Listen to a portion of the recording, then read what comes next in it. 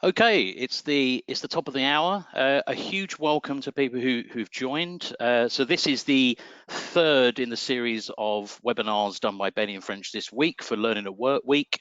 I hope everyone is getting involved in Learning at Work Week within your organisations. Our first one on Monday was very much focused on performance motivation, and yesterday on human leadership, and today is really talking about teams. What is it that we enable people, teams, and organizations to work seamlessly together for the benefit of all. Over the next half an hour, we're going to talk a bit about the kind of challenges that we're having in today's organizations, especially when it comes to hybrid working. We're going to talk about what TeamFlow is and what does that look like. If anyone's aware of the work by Mihai Csikszentmihalyi, flow, we know what flow is on an individual level, but how do we get that in teams? And I love this.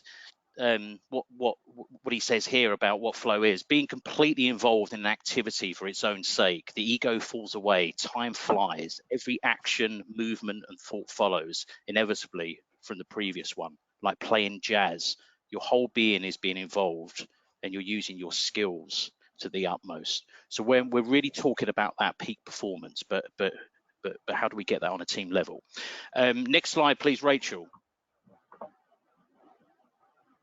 Okay, just like all of the Bailey and French workshops, and you would have seen this, anyone who's tuned in this week to any of the other webinars, we always start with a positive starter.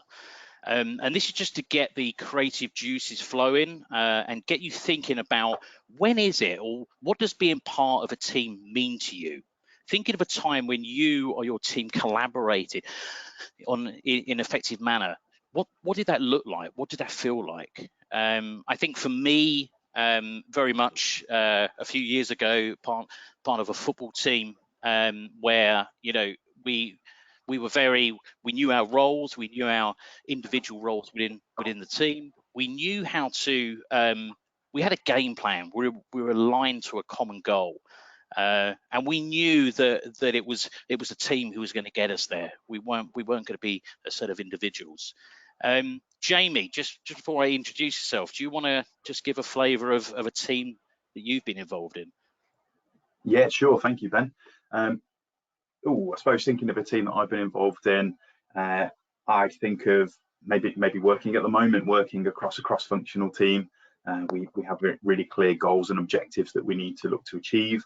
I think we all understand our own individual roles and our own individual responsibilities, and really pointing all in the same direction towards that common goal, and then ultimately an outcome is something that for me sticks in my mind. So as recently as, I suppose, earlier this week. Great, thank you, Jamie. Next slide, please, Rachel. I think you're going to see our faces in this one. Yes, so just a brief introduction who we are. On the left-hand side, that's me, that's Ben White. I'm a lead consultant here at Bailey and French. You just heard the dulcet tones of Jamie Marsh, who's our client account director. And then we've got Rachel Morgan, marketing manager, playing the quarterback role today. So next slide, please, Rachel. So just to give you a little flavor of what it means to work seamlessly as a team. So we take inspiration from nature. Okay, so this is a video from Brighton West Pier, or Old West Pier, if anyone's aware of Brighton. So Brighton is where the Bailey and French offices are situated, and this is a murmuring of starlings. And as you can see, it's a pretty kind of awe-inspiring sight. And when you look at them, they're kind of they follow three rules here, and this is what we're going to look at and break down TeamFlow into these three areas. Separation. So each starling flies independently to avoid possible danger and reacts accordingly when danger is noticed. Alignment. Okay, so ensure they are always in contact with the next 7 starlings and establish a close network of allies. And cohesion. They all fly at the same speed, but not necessarily in the same direction. So imagine our teams back in the workforce. How would this work? How can we transpose this to our teams back in the workplace, especially in hybrid works? So Rachel, the next slide. So before I go through this, start thinking about your team. So each team member needs that separation or space to perform. They need to be an individual. They need to look at their individual strengths. What do they bring to the party? They also need to be aligned. Okay, the team needs an alignment of goals, objectives to meet. So that can be from the organization, individually, but start to think, do we necessarily have any team goals? And cohesion. Everyone has to be aware that they're part of a bigger system, a wider system. Okay, if we look at what's happening in the world today, I'm now seeing many people return to the workforce. If you go on the trains, if you go out to London, just like it was the other day, you can see that that people are flocking back to the office. But we're going to have hybrid working now. It was probably happening pre-COVID a little bit, but hybrid is absolutely here to stay. So as you can see from the stats here from Accenture, 83% of workers would prefer a hybrid working model in the future, and this is very topical in today's news when we got the government are asking people to go back, but it's working for people. And 63% of high growth companies use a productivity anywhere hybrid work model. Okay, so if your organizations aren't adopting this, or you've chosen for people to work on a hybrid, or they're working from home, whatever it is, you've got to still succeed as a team and perform as a team. Rachel, next slide, please. Okay. Today's kind of challenges there. So, with a hybrid work model, people are finding challenges. For us here in the learning industry, it's, we're coming up against hybrid learning. So we've got half the people in the room, half the people on the screen, and it's very difficult sometimes to get that alignment, to get that that kind of team feel within the room. And I know many of you are probably struggling with that in some way or another. And a little bit of stats here that will hopefully get people thinking. So 83% of companies, and this was from a study from PwC, 83% of companies say collaboration on new projects has been good as or better than it was before COVID. Okay, so companies here are starting to look at, it hasn't really changed collaboration. It's not really impacting us.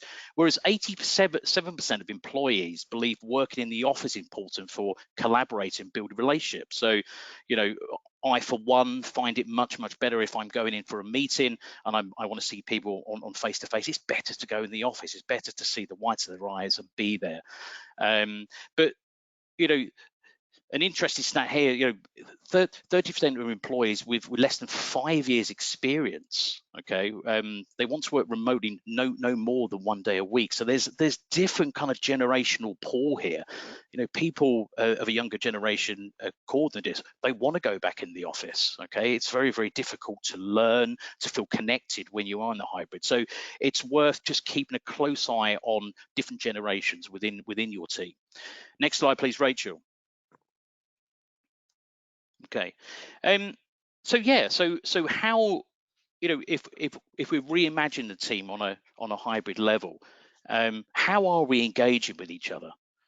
Are we setting clear expectations for all the team, regardless if they're in the office or they're at home?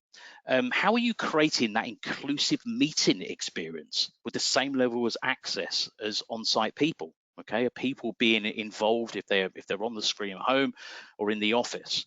Are we setting team rules for communication, best practices? Are we using the full array of virtual tools? But are we, one of the most important parts of hybrid team is really, you've got to have that team feel. But are we really allowing the individual to continue and developing their own particular work style, even though it is hybrid? you know, a, a good example of this, you know, Google, if anyone's aware of Google's project where they looked at high performing teams and high performing managers on Project Aristotle, highlighted the individuals, they don't want to leave their personality at home. People want to be their true selves and feel that they can share ideas in a psychologically safe environment. Okay. And no man is an island, or no person is an island, and business is definitely a team sport. So I just want you to start thinking about, before I hand over to Jamie, about, have we got this in place? Have we got good plans in place for engaging with their hybrid teams? But are we allowing the individuals as well to still develop and continue being their true self in a hybrid working model? Okay, with that, I will hand over to Jamie. Thank you very much, Ben. And Rachel, if we could move on to the next slide, I can kind of take the baton from here. Thank you very much. So what is TeamFlow? Carrying on from what Ben's just shared with us there. So first of all, it's a relatively new approach. And what it does is it really takes our understanding of the importance of flow at that individual level and looks to extend that then out to teams, and looking at those conditions that really allow teams to work in that harmony state. If we think back to the Starlings video that Ben was talking through just a moment ago. What TeamFlow does is it enables people across an organization to really collaborate effectively. So whilst encouraging those more human ways of working, thus then improving both performance and all important well-being at that individual and then that team level. Thinking about outcomes of TeamFlow, of course, the main objective is to allow teams to work as well as possible together, but looking to really break down those barriers to siloed working, which again, the links to hybrid, remote, or in the office working are prevalent and there right now as we look across the news. We know that when teams are in flow, they're able to meet challenges positively, as well as individuals feeling more able to perform their duties and what's expected of them. When teams are in flow, they're really well positioned to meet business challenges, both now and in the future. And even as we start to adopt a more hybrid or developed form of working, organizations potentially become slightly more complex. We know that TeamFlow is then critical to the long-term success of people, of teams, and also organizations. Rachel, if I can ask you to move to the next slide, that'd be fantastic. Thank you. So just a couple of facts, just a few statistics just to talk through and around the importance of TeamFlow and team collaboration. So first of all, we see ineffective communication being blamed for workplace failures, being kind of linked to that lack of collaboration by 86% of people. So a large majority of people there thinking around that lack or the inability to collaborate effectively, essentially being linked quite closely to those workplace failures. Almost everybody believing a lack of alignment within a team can really impact an outcome of a task or project. So again, pretty much everybody seeking that alignment, and if we flip it on its head, almost everybody saying with alignment, an outcome of a task would be improved or greatly kind of improved as a result. Everybody almost prefers a workplace where people can discuss issues honestly, openly, and as Ben said just a few moments ago, with that psychological safety in place. We're 4.5 times more likely to retain the best employees if we're working in a state of flow. And again, that link to effective and open communication, quite a significant impact there in terms of both people and talent retention, but also if we can then translate that into costs incurred when replacing or looking to attract new talent as a result. And then finally, just over a third of people say that working as part of a great team is their #1 reason for staying with an employer. There's lots of different reasons and I suppose factors over the generations and decades that drive people to stay or ultimately to leave an organization. But again, just over a third of people recognizing that great team, that real team spirit and feeling being a real factor in why somebody would want to stay at an organization for a period of time. If we can move to the next slide, Rachel. Just a couple of quotes here. Some of them you may recognize the names who the quotes are attributed to. But just as I'm talking through this page, it'd be really good if you could just have a read through those quotes, which are really designed to bring and highlight the importance of teams, not necessarily from a team flow perspective, but thinking around that people being together, people working or operating in unison, and just have a read through that. Also, just starting to think around how do we work best in teams. So without an understanding of the factors that lead to effective teamwork, the desire for effective teamwork, I suppose, is just that. It's just a desire, it's just a wish. So it's super important that we understand what it is that leads to effective teamwork in, and then we can apply that to teams across organizations. And this is what we do with the TeamFlow approach. We help people to understand the factors that lead to peak teamwork in, and when everybody truly understands the factors that lead to effective teamwork in, that's where we achieve that state of flow together. We perform at our best, and everybody's then able to flourish, and everyone's able to thrive in the workplace, both individually, but again, and importantly, as part of that flowing team. We can move on to the next slide, Rachel, thank you. So what happens when teams are in flow?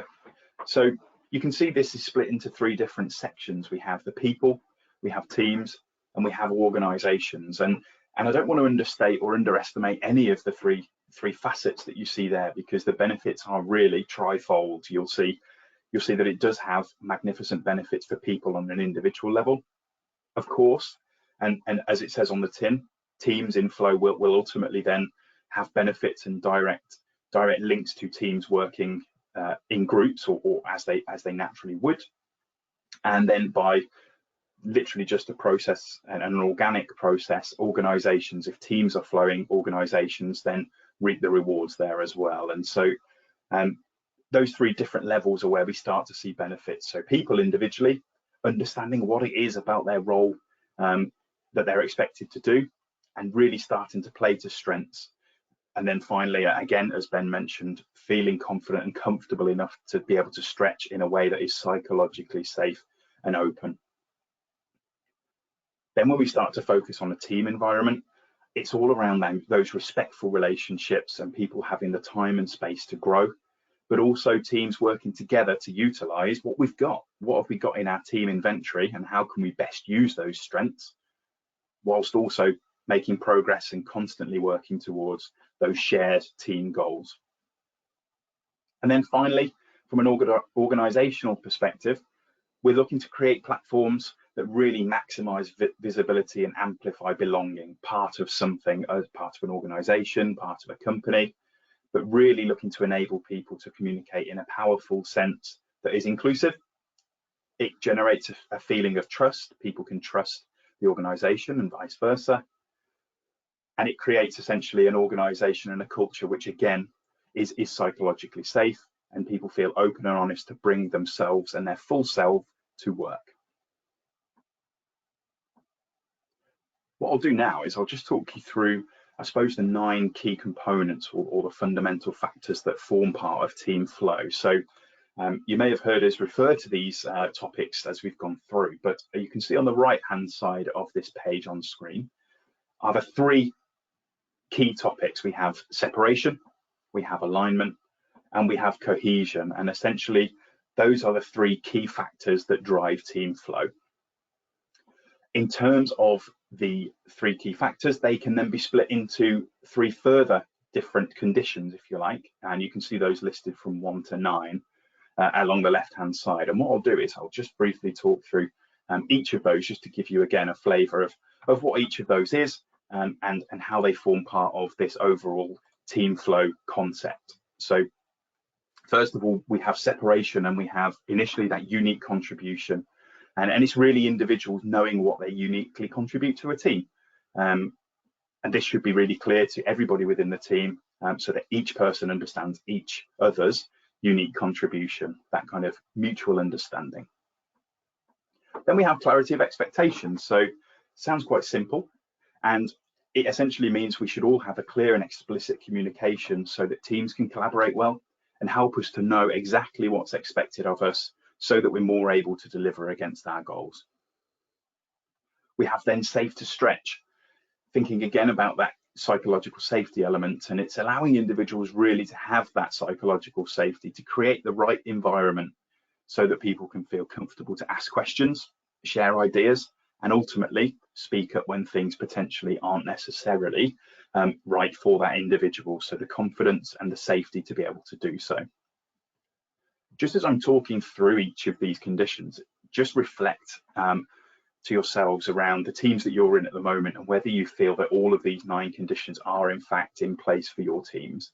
And by no means is this a witch hunt or an ability to kind of seek people who are not doing things, but are there any elements as I'm talking through that you think we could be dialing up or potentially making more of to support our teams to be able to flow? Of course, once we've gone through separation, there's then the alignment element. So really teams and individuals then having that clear alignment to help us know where we're all heading, really, by creating those goals and agreeing essentially to continually monitor progress and work towards achieving whatever it is that a team is looking to do. So we have initially here team goals, and that's teams really creating those shared goals, so everybody feels like we're all heading, again, pulling in the same direction. But the opposite here is without goals, teams really can't get into flow because we're not necessarily working towards something together. On track, so teams really then being aligned on individual and team goals by regularly reviewing and monitoring how we're doing, monitoring progress, but not just performance related, not just around task, but also checking in with people to ensure that we're okay from a well-being perspective. Have people got time and space to really start staying on track with goals, or do we need to as a team make adjustments? And finally, within alignment, we have team motivators, and really that's teams really taking the time to, and really focusing on checking in on what individual and team motivations are. Everybody has very different motivations, and if we all think around the teams that we're involved in, everybody is driven and motivated by slightly different things. But what is it that's going to drive individuals and our team as a unit, and how can we help teams to then really stay aligned, working towards our objectives? Then finally, we've had separation and alignment. The key fundamental here is cohesion. So then this is coming back together, teams and individuals really working together with systems and processes, and engaging and encouraging people to share and communicate effectively. So the 3 key fundamental, or the 3 components that drive cohesion, we first of all have respectful relationships. And essentially that's high quality connections that people can use to have open communication and collaboration, and helping people just to remember, and as simple as it sounds, that as a team, as an individual within a team, we're not alone. We're all working on something and going through similar experiences. So being respectful of what people are going through and sharing experiences and knowledge there. Component 2 is platforms for connection, and across everybody who's attending the session today, there'll be all manner of different systems, all different platforms, all different Teams, Zoom, WebEx, whatever the system may be, but we need to make sure we're making the best use of those platforms to keep our teams and individuals within a team focused. People feel like they're included and working well together. So how can we maximize those platforms to really start to drive that cohesion and to drive that flow? And once again, just a reflection point for you. Are you, within the teams that you're in, with the multiple private chats or group chats that you're in, are they being used to maximum effect to really drive and maximize that cohesion element and people feeling connected and included? Finally, the 3rd component is powerful communication, and it's absolutely critical, as open communication really does strengthen relationships, and it kind of underpins everything that we're talking around today. So once we have that powerful and open communication, we then ultimately work better at a team level, and individuals within the team are supported and more engaged in supporting their own well-being.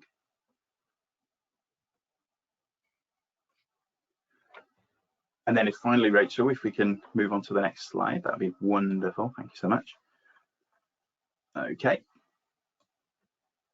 So who is TeamFlow for? So in short, anyone working as part of a team within an organization, TeamFlow is applicable to, and we can always strive to flow more or get our teams and individuals within teams into that state of flow, more so to support performance as well as that well-being. Now, the Bailey and French TeamFlow program is for any individual team or team leader. And what they'll learn is something that's then applicable to everybody. So that learning isn't necessarily just promoted upwards through kind of a chain of command, or downwards kind of in exactly the same way. It's for anybody who can take helpful tips to be able to maximize on those 3 key fundamentals that we've spoken around. We also offer certification for team leaders in the TeamFlow approach, so that they are able to then pass on, train the trainer, and pass on that information to other teams maybe within the organization, or that they feel would benefit from focusing on this flow approach, and really does look to help to develop their capability to embed that TeamFlow approach throughout their own organization. So a real good kind of spreading or multiplication approach there of people having that awareness themselves, but then passing that on again to achieve great results internally to other teams across the organization. And we're working with a number of different organizations at the moment with regards to open programs, but also closed courses as well. So whether that be something that's specific to a particular team who has a subject matter expertise in a certain area, it also works equally well with mixed groups. So thinking around maybe potentially early careers groups who are all focused on ever so slightly different rotations or expertise areas. Again, TeamFlow is equally important for this group of people coming together, not necessarily through the shared subject matter expertise, but how we can communicate effectively and how we can really start to build on those platforms for flow to support people as they work towards either a shared goal or a mutual objective that they're working towards as part of the project. And then if we can just move to the next slide. We've rattled through the content here, and it's very, very rare for me and Ben not to be chatting on past the end of the session. But that's all we wanted to cover on TeamFlow today. We've got through that relatively quickly. And Ben, I don't know if there was anything else you wanted to add just on the bits that I've just spoken around, and in closing, kind of those important bits as well. Yeah, I just want to say that, you know, we're right on time, James. As you say, it's very hard for you and me to kind of hold our tongue. So, you know, just on this slide here, please come and speak to us. So you can follow us on LinkedIn. We have a Monday live session on LinkedIn Live every Monday morning from 8:30.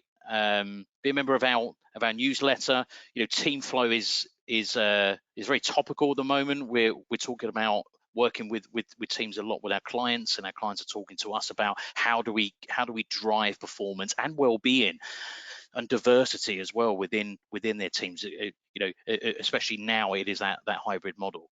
I think we also want to open up the chat function here as well, in case anyone, if you've got questions. Me and Jamie will of course stay on the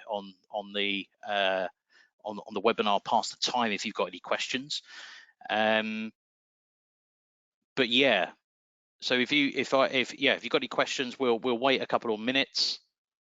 Jamie, anything to add? I think just in terms of that, absolutely happy to stay and answer any questions. There's a couple of things listed there around how you can keep in touch, and if you have your mobile phone handy, it'd be great if you could give that QR code a little scan and just leave us a little bit of feedback around how we did on the session. We're running sessions every day this week, and what we're looking to do is, first of all, try to engage and inform you as much as possible around some of the key topics that we're talking around, but also we're keen on any feedback to see how we can improve and do that any better in the future as well. So if you can take the 10 or 15 seconds just to give that a little scan and leave us some feedback, that would be massively appreciated too.